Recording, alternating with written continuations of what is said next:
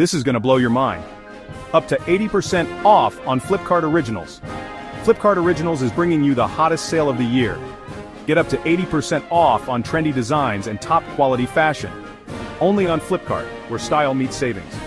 Grab exclusive Flipkart Originals you won't find anywhere else. Don't wait. These deals are flying off the shelves. Click the link and shop now before it's all gone. அத்தியாயம் 20 வஷ்ட பிரஜாபதி பிரம்மதேவனின் அவதாரம். அவனது தந்தை வினயசீலியாவார். பிரம்மசரிய விதிமுறைகளை பின்பற்றி குருகுலத்தில் படிப்பு முடித்தார். ஒரு நாள் குருவின் வீடு சேதமடைந்தது. காற்றுக்கு வெயிலுக்கு தீக்கானி சேதமாவதில்லை என்று கூறி கிருஷ்ணனை நான் குடியிருக்கும் வீட்டை கட்டிக்கொடு என்று ஆஜை பரிந்துரைத்தார். அந்த நேரத்தில் குருவின் மனைவி அங்கு வந்து, ஒரு நல்ல வண்ண ஜாக்கெட்டை கொண்டு வருங்கள். ஆனால் அது வெட்டப்படக்கூடாது, சிங்கப்படக்கூடாது என்று கூறினாள்.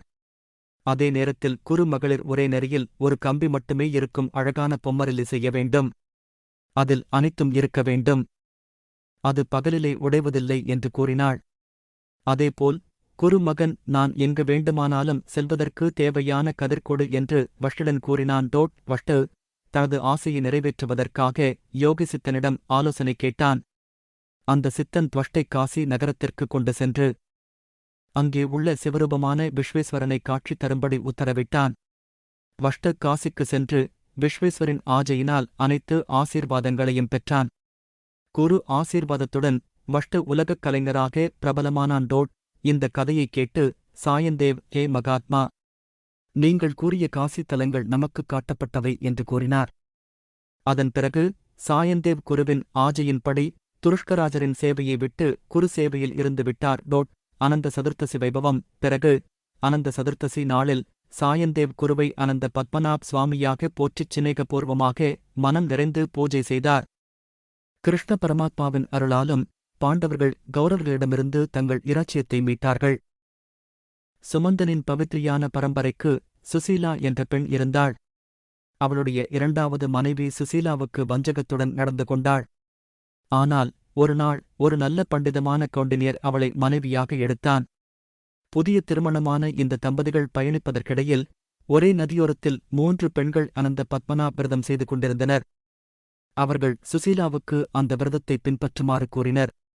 பூஜை முடிந்து பத்மநாப் சுவாமியின் தாரத்தை அவளுக்கு கட்டிக் கொடுத்தனர். அவர்கள் அமராவதி நகரத்திற்கு சென்று அனந்த விரதத்தின் பலனாக கௌண்டினியர் அரசராக ஆனான்.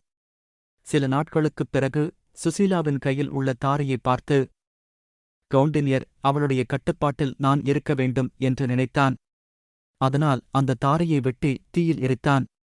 அதன் காரணமாக அவன் மிகுந்த ஏமாற்றத்துடன் அவன் சாம்ராஜ்யத்தை இழந்தான்.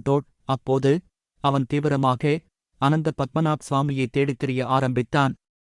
அவன் பயணத்தில் அவனுக்கு பல வியப்புகளான காட்சிகள் நேர்ந்தன.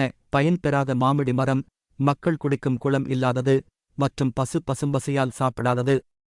அவன் கடந்த பாபத்தின் விளைவாக அவை அந்த நிலைக்கு வந்தன. பிறகு அவன் முன்னிலையில் ஒரு சித்தன் தோன்றி அவனுக்கு அனைத்து செல்வங்களையும் அனந்த பத்மநாப் சுவாமி பரிசாக வழங்கினான்.